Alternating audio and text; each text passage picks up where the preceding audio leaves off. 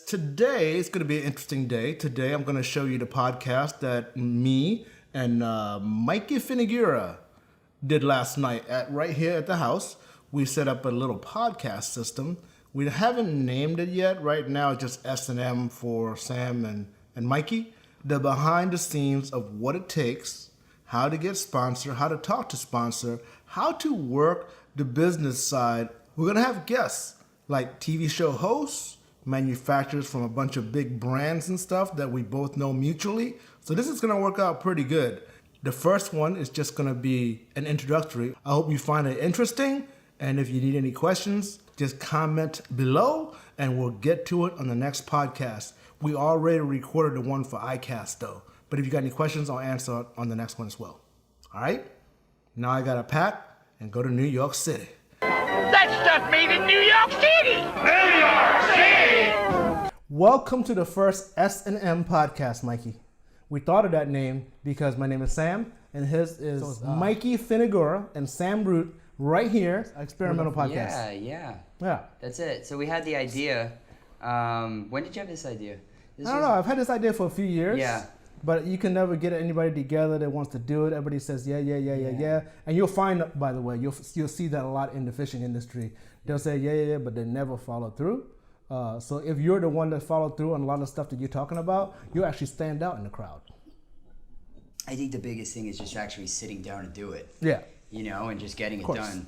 But so we had this idea, or Sam thought of it because we both have a decent amount of experience. Sam way more than I do in this industry. And people. It's not an original idea. A lot of people's been doing it already. It's not a big deal, but we figured we can bring a different angle, right? Yeah. I've been doing this on a money-making concept since 2009 was my first iCast, and also my first for the Outdoor Writer Association membership back then.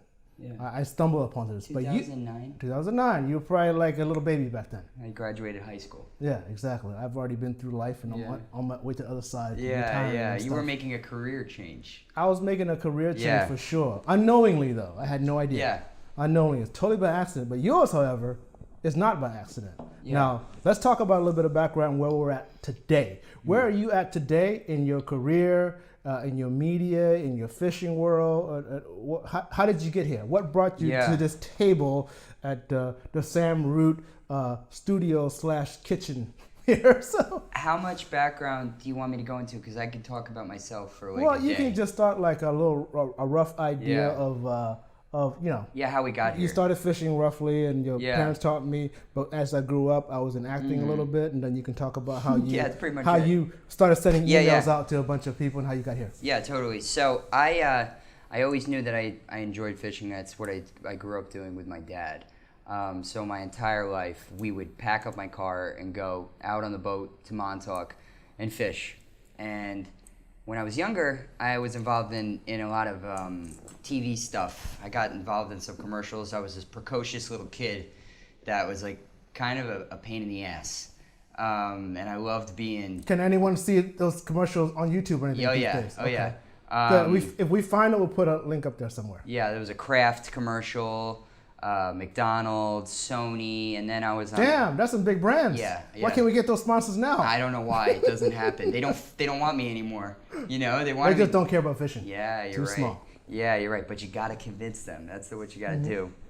Oh, dude, if you convince one of those, you could be their smallest sponsorship, and it'd be like the biggest sponsorship in fishing. I know. I mean, so that's like the whole concept of that non-endemic. Yeah. Well, let's talk about that later. Yeah. Okay. So I did a whole bunch of commercials and stuff, and I loved it. I loved being around TV. I loved how everything was kind of regimented, and you had your shot lists and the whole atmosphere on set. At one of the sets that I worked on, or studios, it was called Kaufman Astoria Studios. It was in Queens, New York. And it's where the Cosby Show was filmed, Sesame Street, pretty big. Man, big time. Big time. Big time. Big time. And I loved it. I loved every second of it. So, anyway, my parents took me out of that when I was probably like 9 or 10 because I started being like a diva. Yeah. Like a brat. Like, they told me this story where I sent an intern across the street to get me a Sprite. And you were like 10 years old. Yeah. Like, I would have kicked me in the head if I said If that. my to kid anyone. would have done that. Yeah. So my parents like, you're out. So life goes on, and continue fishing always. That was always there through the beginning, everything. And I went to college and I studied marketing. So, long story short, at the end of college, I tried to figure out how to put together marketing and fishing. I was sitting around the day and I had an idea. So you kind of like fishing, and you're studying marketing. Say, man, how Yeah. could I make money? Yeah, how do you do it, right? Yeah, using my knowledge and in college, and fish all the time. Yes. In theory, In theory. that's a smart idea. Figuratively speaking. A smart idea in theory. Right? Yes. So, and that's when I was in I didn't really know what I wanted to do. Does anybody really know what they want to do? Yeah, it sounded like cool at the time. Yeah. When I filled out a piece of paper when I was like in middle Yeah. school, I want to become a truck driver. There you go. Stupidest thing ever. Why a truck driver? Because it sounded like good money and you get to travel. Yeah, man. I wanted you to get make travel. like $2 an hour. I thought it was a big money back Yeah. then. On mile. I want to make like $1 something a mile. You figure drive 500 miles, that's $500. That seems kind of a killer to me. Yeah, that's pretty good. Yeah. You I drive don't that know. now, you don't make that wow, much. Wow. All right, I'll sign up for Yeah, that. yeah. Yeah. But that was good. That was freaking 30 years ago. You know what I'm Yeah. saying? Wow. You had that idea. Mm-hmm. Damn. Well, it was a mandatory. What do you want to do for your Yeah. life? Right? And back then, Most I kids didn't say know fireman. Yeah, I don't want to fight fires. There's a lot of kids that say fisherman. Yeah, fisherman. Yeah, I think that's popular. yeah. Well, anyways, college. Yeah, let me hurry up through that. So We're both ADD, so we're all yeah, you know. man. College was incredible. It made me really appreciate my friends and my family. Made me really appreciate life and what life was about, and doing what you love. Right. Or surrounding. Yeah, so you got to party a little bit, had a good time, yeah. you went fishing. Man, this is the life. Yeah, exactly. Why do I do this for a living? And appreciation, yeah. You learn to get like that stuff. Yeah. So, long story short, and at the end of it, I reached out to Peter Miller, and But not just Peter Miller. a couple different shows. Exactly. Yeah, a few different shows, which 2 got back to me. Right. How many shows do you think? How many shows are what? You actually reached out to? I would say maybe 6 shows. 6 shows. So 20% got back to you. I crafted this email that I thought was masterful.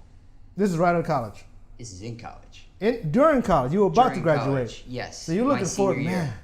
I want to be on TV, or at least work behind the scenes on TV and hang out with these guys that's in this awesome waters and stuff like that. Around fishing. Exactly.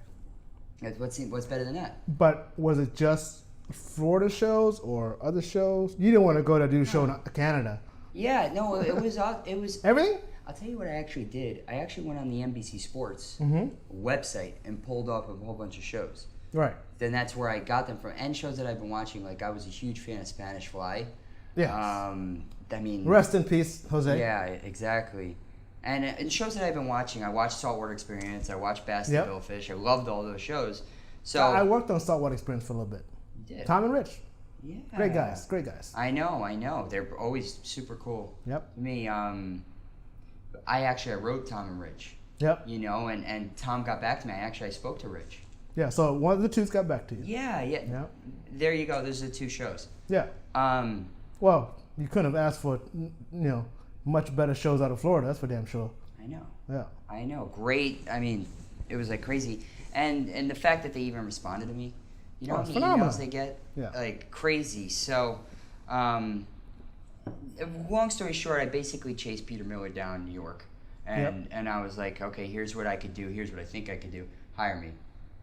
Fast forward, moved down to Florida, working for a fishing television show. Your first shoot, you met me. First shoot Yep. ever. I was the stills guys back then. Yep. Holy cow, what was that? What year? 2013. 2013. Yeah. This 2018. Yeah. That's at least 5 years ago, if my math is right. Yeah, exactly. Yeah. Wow. Yeah. I mean, so long ago. The first shoot was. Do you remember Chrissy Wahebe? Crazy Wahebe. Yeah. Chris Wahebe. Yeah. So then that was I worked for Peter for 5 years in a number of different roles. Learned everything. Met contacts. He's an incredible teacher and amazing at what he does. So I just kind of soaked up everything like a sponge, and learned as much as I could. Yeah. Peter Miller, by the way, is one of those rare television personality you see on fishing TV show. Yeah. And it's actually pretty much the same person in real life. I worked with him plenty of times with Mike. and along with some more dirty jokes and stuff like that, he's pretty much the same guy you see on TV. Pretty legit guy. Yeah, no, same person on and off camera. Yep. You know, and I worked for Peter for 5 years, and then continued. Now I decided to start my own little business here, where I'm producing another show called The Fishing Story, and then I have some other clients that I'm doing short videos, commercials, and doing a number of different roles in different content, fishing, outdoors spaces. So Okay. and right now it's like I have more business than I know what to do with. Yep. You're not making as much money as you want, but the business is there and the potential Yeah. is there. But that's one of those things, right? Where Oh, you're you gotta like, fine-tune it. Yeah, where you gotta figure out what makes you happy. You know. Of course. But so that's enough about me. Tell me about your history, how you got started in this, and how are you here? What happened? Okay. All right. About me, my story is a little more complex, not as straightforward as Mikey here. I'm obviously pretty much twice Mikey's age. It's actually interesting because I've never thought about it. He actually had a conscious effort of actually doing production work, be in marketing, and to be involved in fishing. I mean, I like fishing. I never thought of it as a career or anything you can make money, right? My life started accidentally because I was fishing a ton. Right? I was fishing a ton. I found this website called capmel.com. It's a fishing forum, right? Captain Mel was a very popular what year radio. was this? Roughly? This was 2003. Oh Okay, man. 2003. Yeah. Cap Mel is a popular fishing radio show. Yeah. So he said, "Hey, I got a forum," which is new back in 2000, early 2000s, Yeah, right? yeah. So I said, "Man, that's interesting. I'm into computers. I'm a techie guy." So I went online, got into the forums, made my my alias Apollo Beach Sam. Were you doing that stuff before? Like, were you on forums and all that stuff before? No, this that was my fishing first stuff? forum. Oh wow, so it's Yeah. fishing. That's where it started. All that. Yeah. Now, I fished before, Yeah. but I had boats and I couldn't catch Yeah. anything. I was like desperate, right? I said, "Man, I got this boat. I got." You were a Guggen? Yeah, I was total Guggen. Yeah. For a long time. Yeah. It depends on what I'm doing. I'm still Guggen, right? Yeah. I went on there, and I started, communicating with people and stuff like that. But I stood out a little bit because I had this new camera, had 2 megapixels on it. Big deal. Wow. Big deal. 2 megapixels. And 2 megapixels. It cost me like $1,000 What bucks. was basically like a Polaroid, but a digital. It was a point and shoot. Yeah. Saved to like a 2 my God. gigabyte camera, which was huge. It's crazy. Yeah. Technology savvy per se back then. How much was that thing? It was $1,000 bucks. $1,000. $1,000. And what? This was 2000. It's not even been more. It might have been $1,500 bucks. See, that's sick. Yeah. That is like how. That's crazy. Yeah, now a cell phone can be better quality. But anyways, the digital camera allowed me to take pictures of all my catch, whether it be a little red or big fish, whatever, right? So when you post, if you put up pictures, it'll put a little photo icon on your forum post, so you get a lot more views, right? Yeah. And most people couldn't figure that out. Yeah. They didn't have a digital camera. They didn't know how to host their photos. Because back then, You couldn't even. Nobody even knew it. Yeah. nobody knew how to do that stuff, and I did. You wouldn't even think of it. Yeah, so I got popular, right? Yeah. So I started fishing more just Yeah. because I got a little more love. Yeah. Basically, forums were the social media of the day, back then, Yeah. back 2003, 15 years ago. It was the Facebook of the day, forum. You get popular back then. So this was all fun at this point. Oh, totally fun. Yeah. Totally fun. I just went fishing more now. Kayak fishing to regular boat fishing. You're doing everything. Then I made a bunch of friends. They taught me to fish even better. Yeah. And I caught more fish, and it just rolled, right? Yeah. And then one day I saw somebody on the Florida Sportsman Forum posted some tailing redfish. I said, "Wow, that's way better than somebody holding up a fish. I want to do something like that." So what? I got a question though. Yeah. Were you doing photography before all this? I would take pictures, but I wouldn't call myself a photographer. Yeah. I would buy those For film fun? cameras. Yeah, Yeah. for fun. I wasn't Yeah. a photographer. Yeah. But I just like to take pictures. Yeah. Wow. Oh my God. And have to get it developed and all that Yeah. stuff. It's a total pain in the ass. I didn't know what I was Sucks. doing. Everything's in automatic, Yeah. blah, blah, blah. Digital changed the game. Oh, my God. I say that like I was around then. I don't But freaking know. everybody's a photographer. Yeah, now. yeah. Everybody's right. Anybody can go to Best Buy and pick up a camera. Yeah. Photographer. The tailing reds. The tailing reds. the tailing reds. I said, wow. And this is now a friend of mine, David McLeaf. I said, man, I want to take pictures of this guy.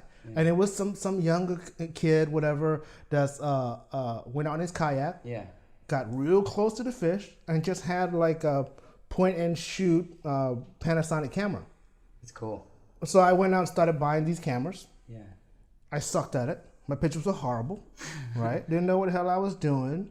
Pictures were blurry. Knew nothing. I was shooting an automatic the whole damn time, right? You didn't even know. So, I eventually befriended David and fished with him and all that stuff.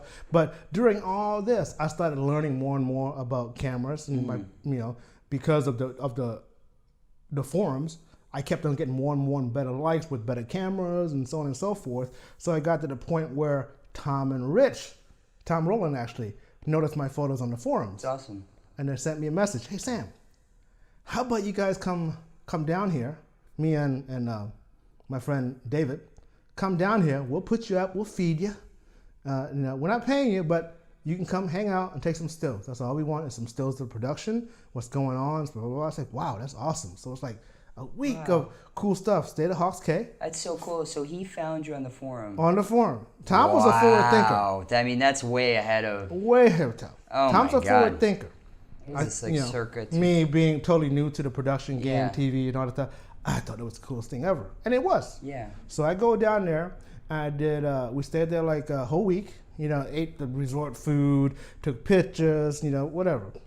At Hawks Cay. At Hawks Cay. Yeah. Get on the boat. It was the pilot episode of Into the Blue, which you know damn well now with Scott Walker. Wow. Back then they had a different guy. They had a different guy as the co-host, not Steve Rogers like it is now. Yeah. So we did that. I came back with a bunch of cool photos, sailfish, all kinds of cool stuff. So then I put it up like I normally do, but these pictures just happen to be way better because now I'm on the camera boat.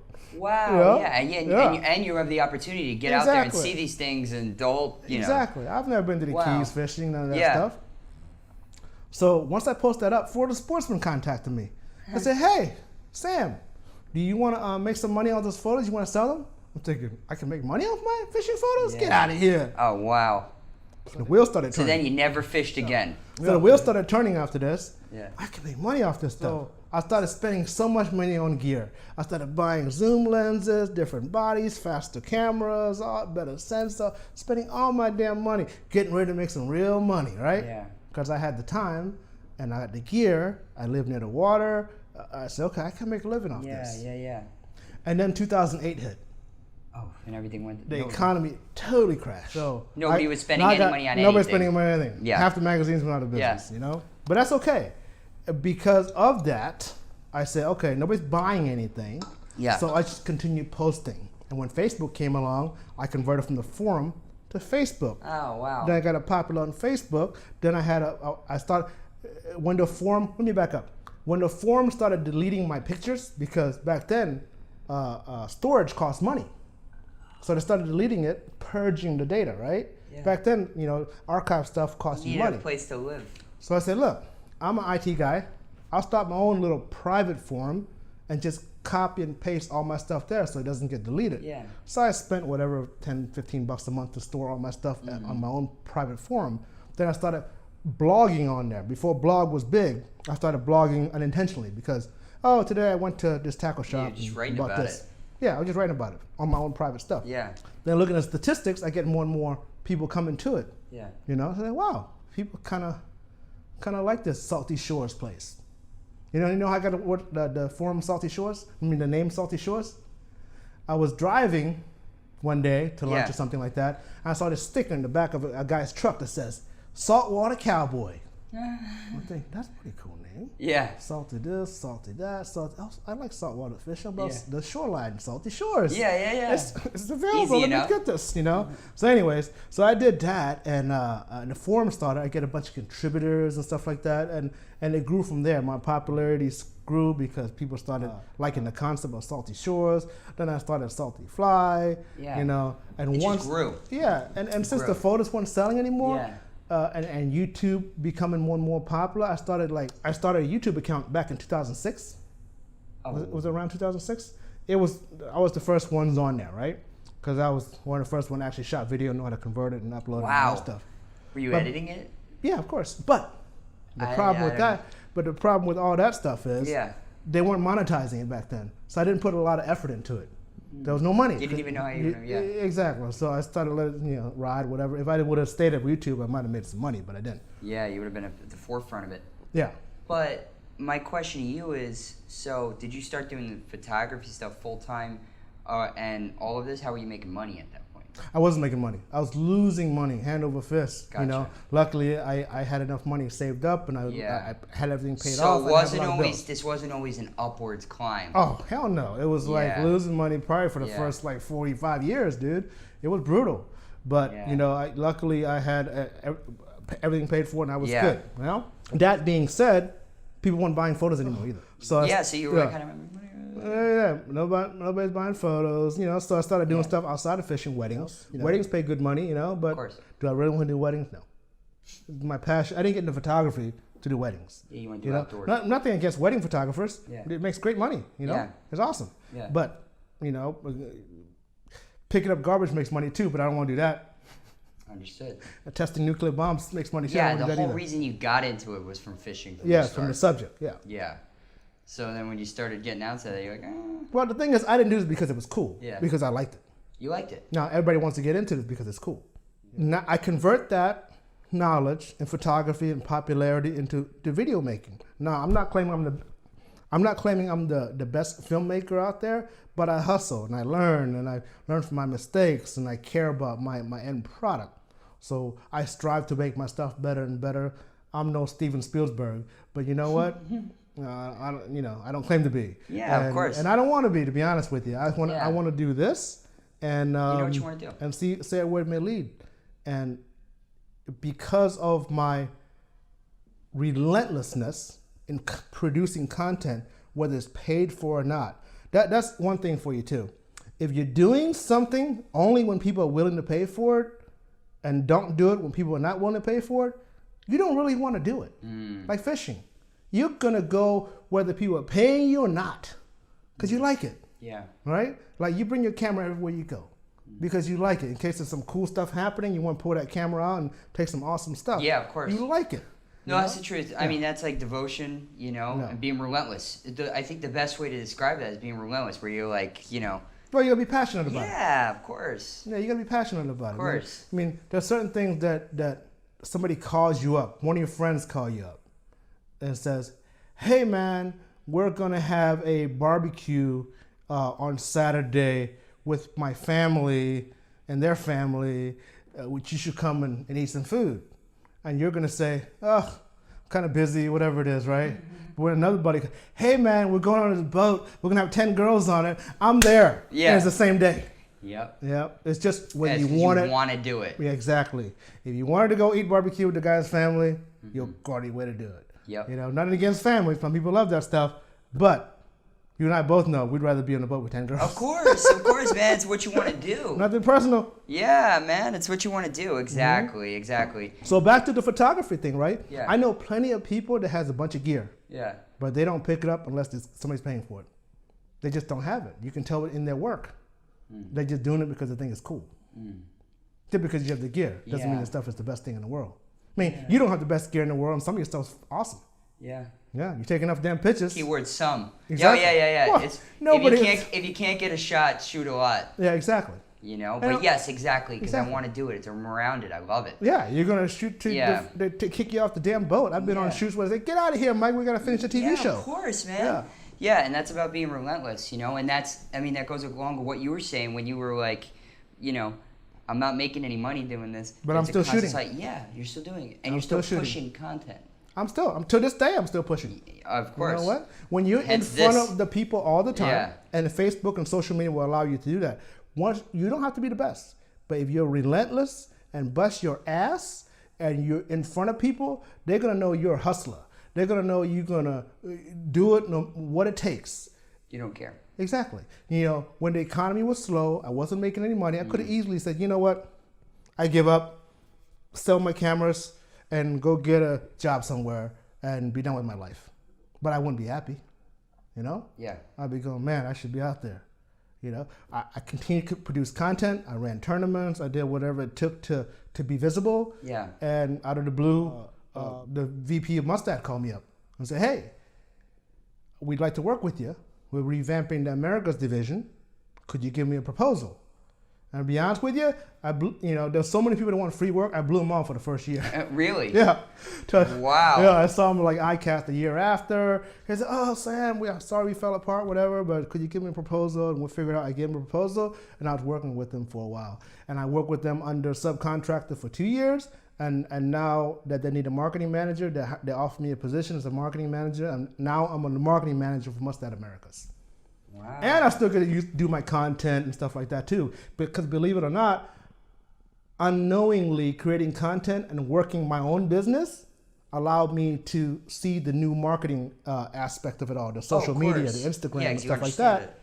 And now all the big companies, they want that for their company. So I bring a lot to the table. Not only I can produce my own content, I can market my own content, and plus all the connections since 2009 of communicating with people and networking along with you, Peter, Tom, all these people that I know adds a little bit of credibility and also networking, which is very important. A lot of value. I bring a lot of value to the table. You know who to call when you need something, or you need help or whatever it is. You know, it's your context. And it's one of those things where, did you really have to go to college to be where you're at now? Probably not. Probably not. As long as you're passionate and good enough at what you do. Yeah. Let's just say you took those couple of years, whatever you went, and just learned the social media area of the time.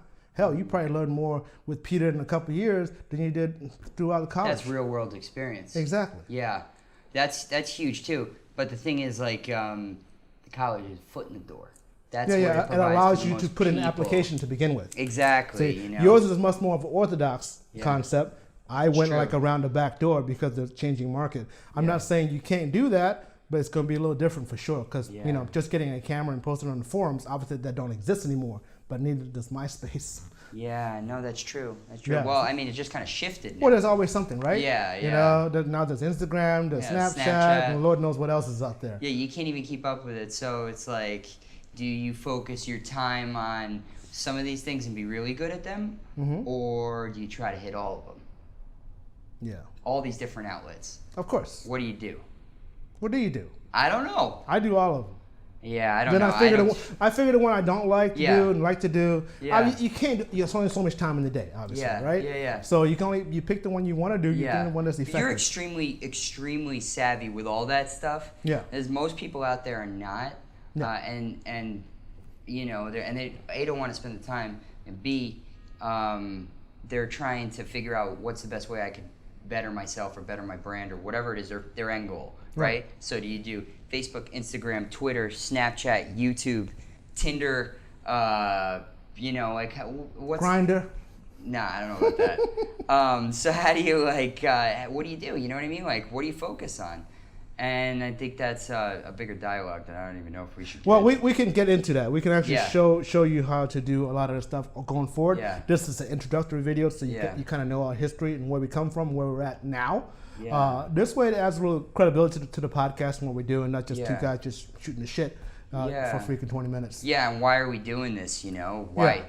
Well, we don't have any sponsors. We're not making any money. Yeah, we're not making any money. But, maybe people can learn from the things that we've done, right? Hey, you know what I learned? I learned if you give value to people, they tend to gives you a little credibility. And whatever you do run into later on in life, they'll patronize you and help you out. It's like making a friend, right? If I give you guys content and value for months and years and whatever it is, if I happen to have a paying sponsor and I tell you that, I think you're more likely to accept my honesty rather than me sneaking it here. But yeah, right now we have no sponsor. We're doing this just to build our credibility and to also, reach some people that we can help. It's always good to help people. I got a lot, as you said, I got a lot of friends. Sorry to interrupt you. I have a lot of friends that think this is so glamorous, and I'm sure you do too. And I tell them the truth, and I help them out. And I would dare say most of the people that I know that I helped out has thanked me later for telling them the truth. It might hurt. It might hurt in the beginning that I tell you the truth. Straight shooter, man. Yes, you gotta. It's gonna hurt. Yeah. But you know what? If you turn it the other way, if I ask you a question, do you want me to tell you the truth or tell you some bullshit to make you feel better? Beat around the bush and then. I don't know about you guys. I like to hear the truth, whether it hurts or not. That way I can waste my time. I can move on to the next thing, or change and shift my angle and do something better. Optimize my time, because time is one thing money can't buy. Of course. You ask any rich old person if they could give up their money for another 10 years, they'll do it like that. Of course. So yeah, that straight talk is very valuable. Yeah. And you've helped me so much with that. Yeah. For a long time now. And I like to help people. Yeah. Whether they can help me or not, Yeah. right? Think a couple years ago. I mean, I've always talked to you, always give you good advice, I always helped you. I've given up gigs I don't want to do and stuff like that I don't have time for. There's nothing in it for me to help most of these people I help, but I don't care. I'm not looking for anything in return. Yeah. I really don't. Yeah. You want to help you to learn from your mistakes.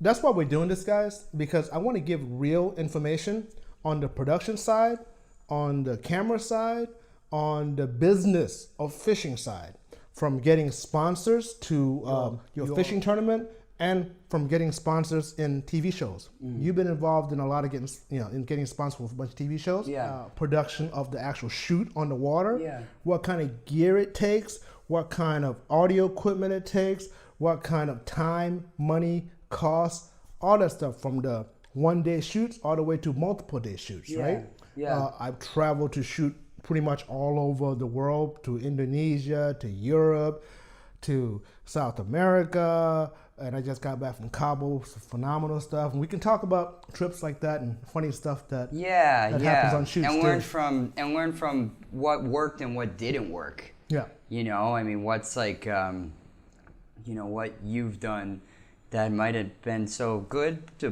better yourself, and what you've done that is not. You know? And a lot of things does sound good on paper, guys, especially when you write it down. Oh, let's do this, let's do this, let's do that. It just doesn't work in reality. Like, I know a lot of people that want to have fishing shows, but they have no sponsors. They want to leave before the sun even comes up, which is, by the way, impossible to shoot a TV show with no light. So by the time you get the camera guys together, the audio guys... It's not easy, man. It's not easy, and it's like... Not practical. It's not practical at all. No. And then the second you turn on the cameras, the weather goes straight downhill, and the fish don't bite. Yep. And whether you guys, if you want a TV show, whether you catch a single fish or not, whether you have a show or not, you got to pay everybody.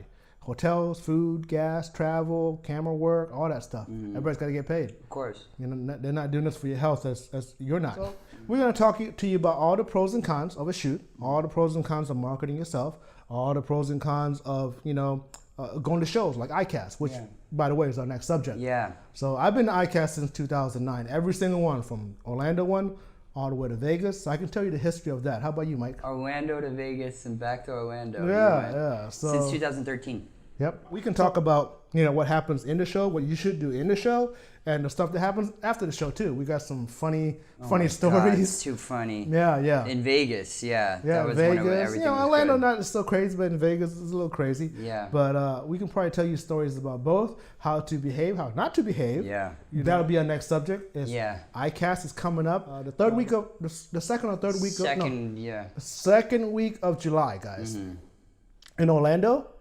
So we want to talk about that next. In the meantime, all right, we need a little help naming this. It's S&M Podcast, but thanks for joining us, and I hope you tune into our next one, because we have a lot of exciting stuff to talk about. So thanks. Tune in next time. That is so fucking boring. Is it? Why is it boring? Lame. It is. It's boring. Why?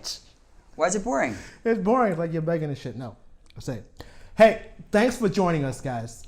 This has been first experience, so if we fuck up a couple of times, excuse us. But if you want to hear more, especially about what I'm talking about, and especially for the cool stories that I cast, subscribe to the link below. And Mike's looking at me like I'm crazy. But next time. What link do we have right now? We have nothing, but we got a YouTube. Yeah, okay. We got a YouTube so subscribe basically, just join us next time. No, it's going to be on YouTube. Yeah. It's going to be YouTube. They're going to have a subscribe button. YouTube. Okay, yeah. Like Zach. Yeah, perfect. Zach, we can have Zach on the air. Yeah, we know all these people, Monster Mike, Zach, all the YouTubers and all that stuff, Black Tip H. They'll be more than happy to join us for our podcast, and it's going to be fun, exciting, and since we don't have any sponsors, talk about whatever the hell we want. We talk about whatever the hell we want. We got no sponsors, so next time, S&M. If you want to be really helpful, help us name our podcast, Sam and Mike. That's why we call it S&M. There's got to be something. But it's got to be something cooler. Yeah. Next time, guys, I guess.